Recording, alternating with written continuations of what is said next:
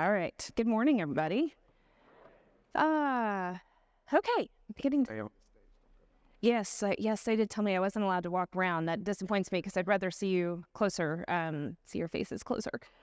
So, Saul, if you want to hit the slides, I want to first start with a little bit about my background to give you some context of why I'm speaking to you today. It's not just because of my counterterrorism experience. It's because I'm a believer as well. I was raised in Dallas, Texas, and attended a private Christian school there. I was raised in non-denominational churches, think Dallas Theological Seminary vibe. I went to school at UT Austin, and that's actually when I got involved with a PCA church, RUF ministry. Then I moved to DC for a bit, for 10 years, not a bit. Met my husband, and his job kind of moved us around the country. So we ended up in 6 different cities, 5 states over 15 years. And we were in a lot of different churches, SBC, PCA, non-denominational, Anglican, Acts 29. We've done it all, right? So I kind of consider myself an evangelical mutt. But I do think that God used that to help me build resilience to some of the factors that have taken hold of our community in the last 10 years. And we'll talk about some of those factors in the next minute. Saul, will you go to the next slide? So we're going to spend 30 minutes together on a range of topics. My goal is to equip you with an understanding of the dangers of polarization, how it leads to increased acts of violence and results in a downward cycle, a decline of society as a whole.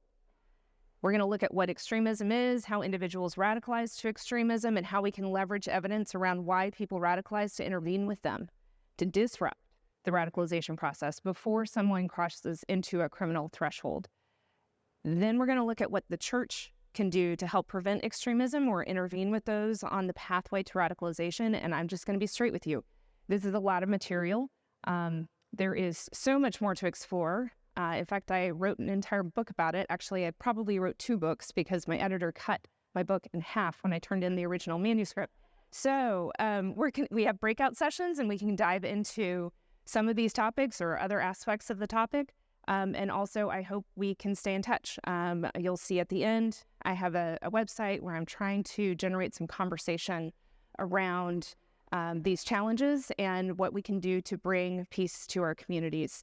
And that's I guess what I want you to take away. We're going to get a lot of data here and stats, but I'm actually not an academic. I am a practitioner and a policymaker. So I'm looking at the connection between how do we take the evidence base and apply it in real life so that we can bring change to our communities. Finally, I just want to be really clear, because sometimes people, I get really passionate about extremisms. I just want to say on the upfront, your calling as pastors, as lay leaders, that is the higher calling. And it is a difficult calling today, very difficult. So my goal is to point out the connections between your work and my work so that we can better face these challenges together. But I'm not at all suggesting that the security mission supersedes the calling that you've been given. Saul, can we go to the next slide? We're going to get into some dark stuff. So I want to start with the good news first. I truly do believe that the church is uniquely suited for this moment. Now, I don't mean the American church. I mean Jesus' church. There is nothing new under the sun. The church, the saints that have gone before us have faced this before. So we have history, we have scripture to guide us in these difficult times. The research on radicalization and extremism has demonstrated that we can build resilience to conspiracies and extremism in communities, which will reduce violence. So the end point of all of that you're going to see here in the next 30 minutes is that you have tools in your toolkit already that can help your community.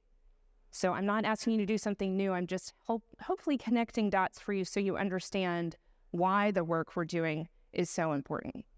Next slide. All right. Before I can explain our current threat environment, I need to give you a bit of a history lesson. Though I'm looking around the room, and this is not always the case anymore, It looks like most of you experienced 9/11. Is that right?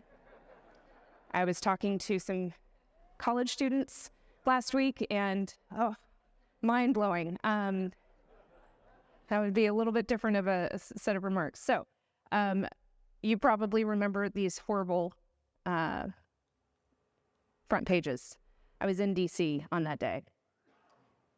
If we can go to the next slide. You remember any of these pictures? Anybody remember duct tape? Being told we needed to buy duct tape for our windows? Yeah. I was working at the White House at that time. Maybe not our finest hour. I joined a small team at the White House, and it was mainly made up of field operators, alphabet soup of security agencies, FBI, CIA, Secret Service, Green Beret. It was a bunch of guys who obviously were very proud to serve at the White House, but they would have much rather been in the field. And so our job was to do policy work. They didn't like to write. So I was their policy analyst. I would do their writing for them, and they taught me a lot in the process. So it was kind of a mutually beneficial relationship because I've never actually served in the field, but I have had the honor of working with those that do. And in that time frame, right between 9/11 and about 2004, before we had some of the new institutions like the National Counterterrorism Center, it was our small team that was responsible for mapping threats in the United States and making sure that the appropriate actions were being taken. You might remember post 9/11, the wall was an issue. There was a wall separating the intelligence community and the law enforcement community, and information wasn't shared. And that's part of the reason we believe that we didn't detect the threat. So it was our team that was trying to bridge that wall until some of the laws and policies filled in. So we would sit around the conference room table every morning. We would be reviewing each new piece of intel as it came in. We were looking at dots on a map, literally, trying to figure out if we connect these dots, does this indicate a plot is underway? We were very focused on funding, training, operative travel, plans, bomb-making material, dry runs, command and control. And so the early days of preventing an attack were very much the mission of the intelligence community, the law enforcement community, and the military. What I want to be able to show you today at a high level is that those tools are they're very necessary. They have kept us, for the most part, safe, but they are not sufficient for today's threat. Both because we too narrowly defined what prevention should have been in the first place, but also because the nature of the threat is so different today. Back then, we were worried about a complex, coordinated attack. It is something that takes years to plan and it has a heavy footprint, so you can detect those dots. Today's attack is not that. Today's attack is primarily lone actors. Today's attack is inspired, not directed. It is a very different threat environment. Next slide, please. So, before we jump into the nature of the change in the threat, I want to give you some brief definitions. We have international terrorism, which is what most of us have spent most of our time paying attention to for the last 20 years. So that's your ISIS, your Al-Qaeda. Most of our counterterrorism efforts were focused on the international space. U.S.-based individuals who are inspired by international terrorism are called homegrown violent extremists. There are a bunch more laws that can be used if you are inspired by ISIS. On the domestic side, the terrorism meaning is pretty much the same between the two, but the domestic terrorism piece of it means ideologies that are not associated with an international terrorist group. We designate international terrorist groups. We do not have a tool to designate domestic terrorist groups. So it's kind of this all other category, which historically there are a couple of key categories, and we'll talk about those in a second. It's not the best description because what we regard as domestic terrorism is actually quite international. There are neo-Nazi groups here in the United States. There are neo-Nazi groups in Germany. The Christchurch attack that happened in 2019 was motivated by a great replacement theory, which we saw amplified in the El Paso attack later the same year. So we call it domestic, probably not the right label. It has to do with the way our laws are structured. Next slide.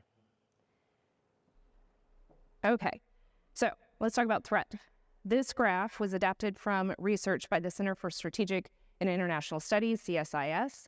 You can access it online if you're curious. It shows terrorist attacks and plots going back to 1994, goes through 2021. You'll see two spikes on the graph. Just make sure, on your left. Two spikes, 1995 and 2001. The 95 is the Oklahoma City bombing. 2001 is September 11th. And if you look on that right side of the chart, you start to see a steady uptick in attacks and plots beginning in 2015. That's what I want us to pay attention to, is that what we're experiencing now is not a return to the 1990s. It's actually far greater than what we had in the 1990s. Also within the graphic, you're going to see a differentiation between the ideological motivation, and a quick caveat, CSIS uses different coding than the U.S. government. U.S. government has to be more careful about how it labels ideologies because they are really focused on the violence. Because of the First Amendment, they can't police thought. We don't want them to police thought. But academics can get a little bit more into the ideology. So CSIS codes things as far right, far left, religiously motivated, or nationalistic. Ethno-nationalist is the correct term. So in the far right category, you're going to have racially and ethically motivated violent extremists, anti-government militia. On the far left, you're going to have anarchist violent extremism, environmental violent extremism. You're also going to have certain, it's a little too nuanced to go into, but there are certain categories of racial bias that fall into the far left. So with that brief primer, you can see which line is most dominant. It's the far right, blue on the graph. So CSIS concluded the far-right terrorism has significantly outpaced terrorism from other types of perpetrators, including from far-left networks and individuals inspired by Islamic State and Al-Qaeda. And I should have said the religious line is where they code Al-Qaeda and ISIS. So we spent all this time and money focused on Al-Qaeda and ISIS, and yet we have more plots and attacks coming from the far right. Next slide, please.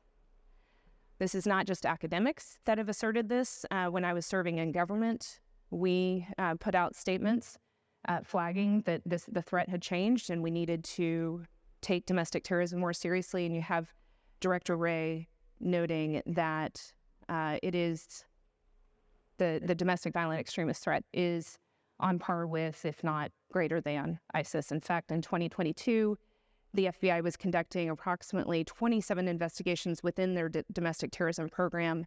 When I was testifying with my FBI counterpart in 2019, that number was at 1,000. Now, a number of those cases, quite a significant number of those cases, are directly tied to January 6th, and they do classify that as a domestic terrorism case. Nevertheless, it's still almost a tripling of caseload in about 4 or 5 years. Next slide.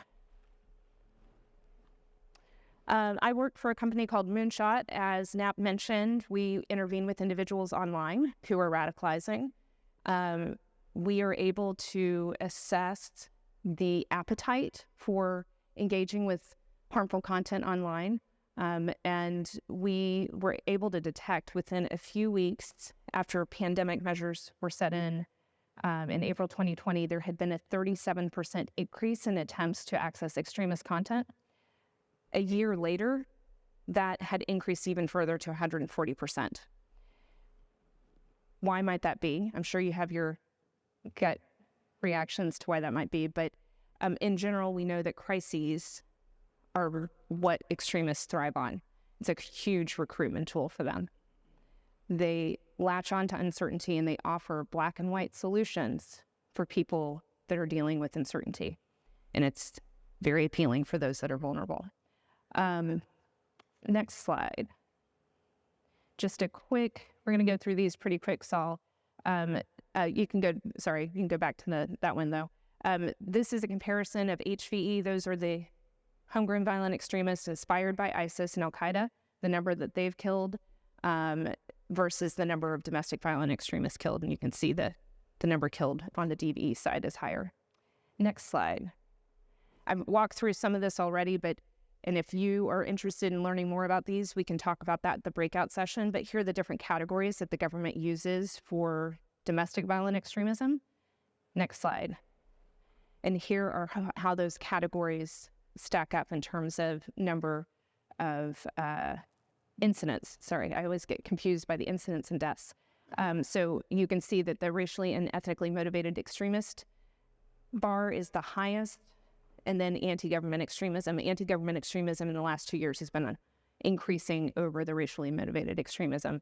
And I should be clear, in a different setting, different presentation, we go into how these categories are really, individuals are increasingly taking a little bit from here, a little bit from there. They're not as clean as this graph shows. It is increasingly hybrid, increasingly what we call a salad bar ideology, choose your own adventure ideology. And so it's hard, even if you're the academic coding, oh, this is racially motivated. Well, it might also be anti-government extremist, or it might also be this other incel ideology. Next slide. So then it gets even more hard. In 2021, really starting in 2020, we had a different dynamic. We were starting to see unprecedented number of attacks that could be, actually, sorry, let me back up. In the mid-2010s, we started to have an unprecedented number of targeted violence attacks that didn't have a clear ideology. The one that is the most significant was Las Vegas.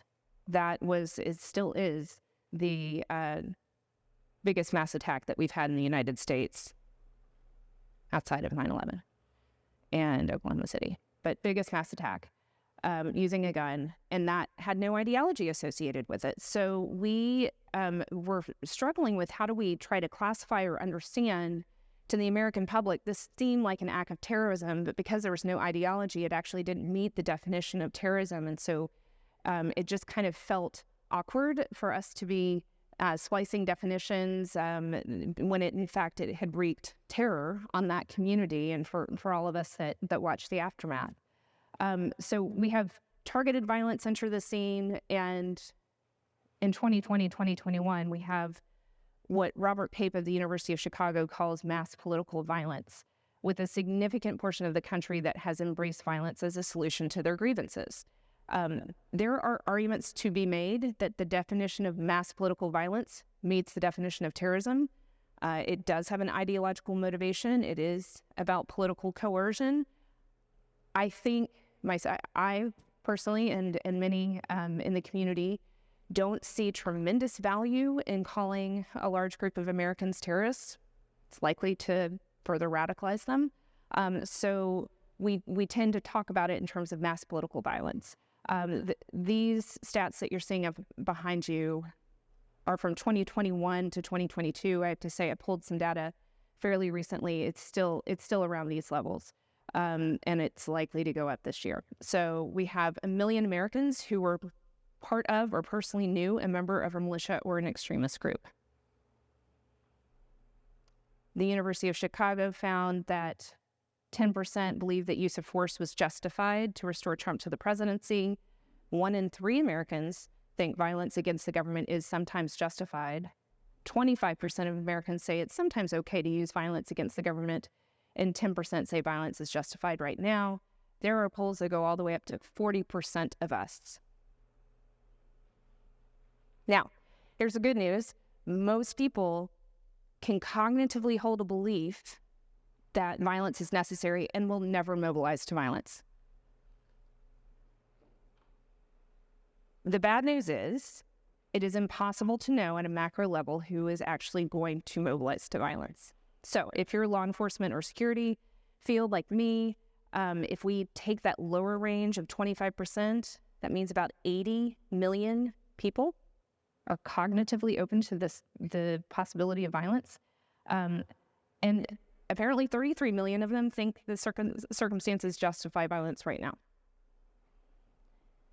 That number far exceeds what our law enforcement can handle. Anybody know how many law enforcement officers we have in the country? Yeah, it's about 7,000 or 8,000. Not enough.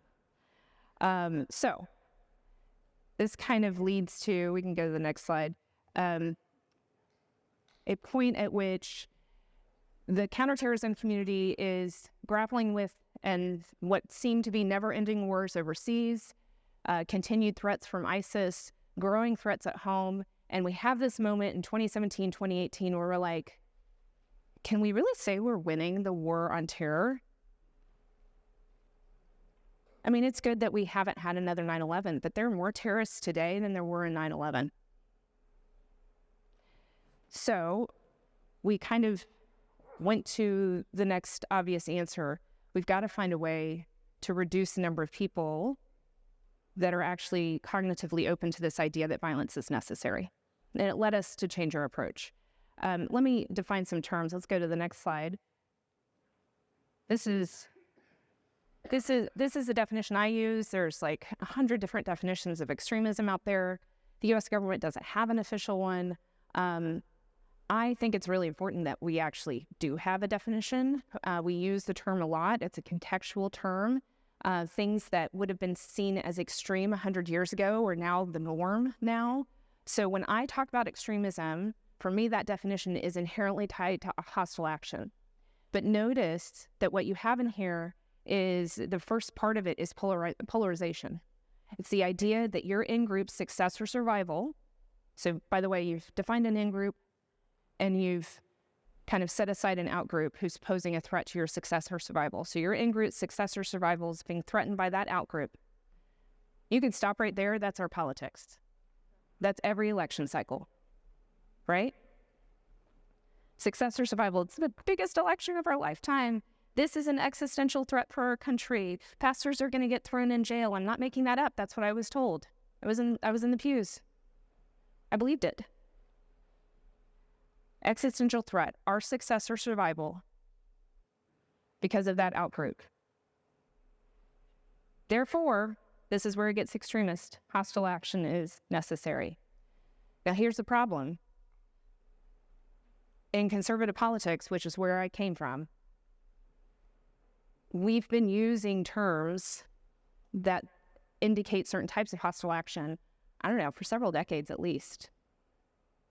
And then it became a little bit more acceptable for us to actually act on that hostile action. Now, when I describe hostile action, the academic here, Berger, he describes a spectrum. On the extreme end is genocide, and then you get to terrorism, then you get to hate crimes, violence.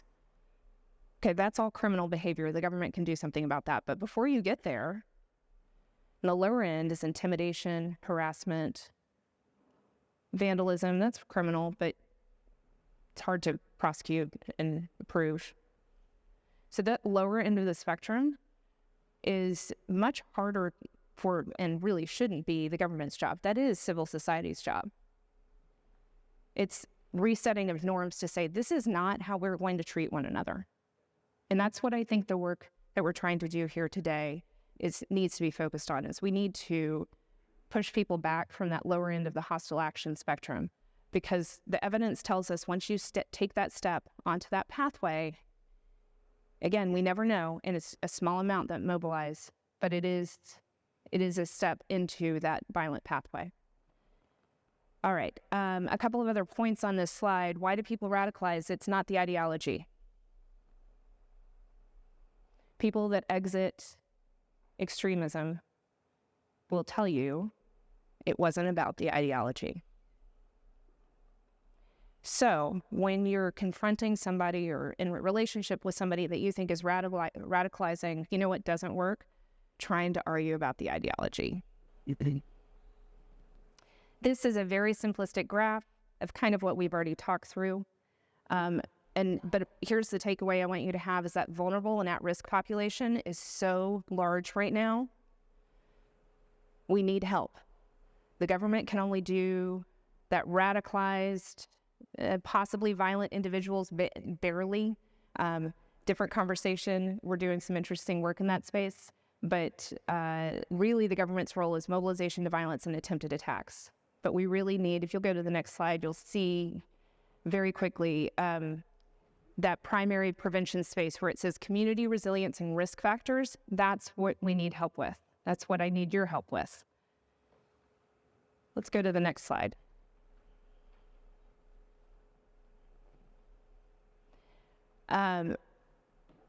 We have been studying this for 20 years, 20 plus years. So we have a strong evidence base at this point as to why people radicalize, what you can do to intervene at different steps along that graph I just showed you. But also, we know that individuals that commit attacks were overwhelmingly observed by people that love them as having some sort of behavior change indicative of an attack being planned. And so the other thing that we need help with is we need the community to be better educated on what those behavioral indicators are and to know that it's not an act of betrayal to reach out and ask for help for that person. Part of what I do in my day job is we're trying to set up alternatives to law enforcement to do this intervention, because law enforcement intervention has not demonstrated to be very effective. We need them. If you got to arrest somebody and throw them in jail so that the attack doesn't happen, great. But we would much rather intervene earlier. And in order to do that earlier intervention, we need bystanders to be reporting. Next slide, please. In this last piece, I wanted to point out early in the post 9/11 period, radicalization predominantly occurred in person. You were recruited in person, you were sent to a training camp, you were indoctrinated over a period of years. Now, and you see it in the period 2011 to 2016 with social media, smartphones became the norm. It almost completely inverses, and today it's almost 100%. People are exposed initially to ideology. In fact, most of you have been exposed to extremist ideology at this point. You probably don't know it. But it is that prolific and in the mainstream at this point. So it's that exposure and that pull of the network that happens predominantly online, occasionally some offline contact. Next slide. And we're going to skip this slide. Let's see. I wanted to connect to this, a topic that we can discuss more. I know Dan is going to touch on this in his breakout session, but people often don't see the connection between, like, why does disinformation matter as it pertains to violence? It is a recruiting tool that extremists use. So extremists use conspiracy theories to undermine trust in institutions, to create doubt, and to offer solutions, to offer, like, I have the black and white answer, I have the certainty you need, and in doing so, they're creating that pathway to violence. So disinformation, living in, I think, the phrase of lack of truth or lack of, or post-truth society, lack of information integrity actually is probably one of the primary reasons why we have more violence today. Next slide. And just another note, because this really bothers me. We have teachers, law enforcement officers, and election officials who are being threatened. The kids, they get phone calls saying that they're going to track their kids down. They say, I know where your kid goes to school, or your grandkid. It's horrific. Now, most of these get investigated, and the people that are placing the calls, they weren't really going to do anything. But do you want to volunteer for your community for a job that probably pays nothing or very little, knowing that you're going to get threatened because somebody thinks that you stole the election? One of the things I think the church can do, very small, is just reach out to the people that serve our community and say thank you. Just as pastors are going through a really difficult season, these public servants are also going through a very difficult season, and letting them know that, you know, we might not agree with you on certain policy matters. That doesn't matter. You're still a human being. You're serving my community. You're taking care of my kids. Thank you. Next slide. We'll go to the next slide. So I'm going to wrap up here, and we're going to have brainstorm session or breakout session. I'm going to do some brainstorming too. But I wanted to kind of leave you with this so that when we go into those breakout sessions, we can have a little bit of a conversation of what do we do about this. Part of that 2017, 2018 shift about we've got to be working more upstream when before people radicalize or early in the radicalization process. We developed this public health model of prevention. So simple way to think about it in public health, your primary prevention mechanisms are you go to your doctor for annual physicals and you get vaccines, or some people might not, but it's you're trying to prevent illness and disease. You're exercising, you're sleeping well, you're doing a proper diet. Those are all primary prevention mechanisms. Secondary is where you end up with early detection of disease. So you get your mammogram or your colonoscopy so that we can catch it early, so that we can treat it and you have better outcomes. Tertiary is when you've been diagnosed with stage 4, is much more difficult to treat. Outcomes are not as good. In the prevention space, what we need to do in that primary space is build resilience and protective factors. In that secondary space, which is what my company works on, we're intervening with individuals and we're trying to offer them psychosocial support to help them off that pathway of violence. And that tertiary space is the criminal justice space. Next slide. So, this is the fun part. Ready? Remember I told you we've done a lot of studies on why people radicalize and that it's not ideology. There are over 100 factors that have been identified in individuals that have joined terrorist groups or committed mass attacks. Good news, there are some that kind of surface up at the top. You don't have to memorize all 100. It is a need for significance. It is a need for belonging. Usually individuals that commit attacks have had some sort of life crisis in the last 6 to 12 months. And lacking a strong attachment or community, lacking belonging, lacking some healthy protective factors, their way of coping is they get online, they're radicalized, and they mobilize to violence. So, what does that mean for us? I think when I look at this, satisfying the need for significance and belonging, having a nuanced understanding where you don't see everything as black and white. Teachings about, we just actually taught the full text of Scripture, what Jesus' direction is to us. I was just in Matthew 5 this morning. Super hard passage.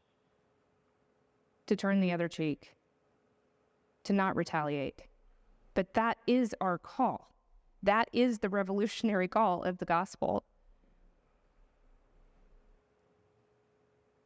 Strong ties to community, positive, realistic future goals. I mean, look, these are written in psychological, sociological terminology, but Jesus wrote this down for us thousands of years ago. There is nothing new under the sun. So we have the answers. You in this room are much better equipped than I am to actually implement, but it is, I hope you see, super important that you do it. That the work you're doing is not, yes, it is about that soul, but it's also about creating a flourishing community. And by having those strong bonds of community, by the way, that belonging piece, we're such an isolated society today. We are so lonely. Creating flourishing communities will move us back on the path of peace.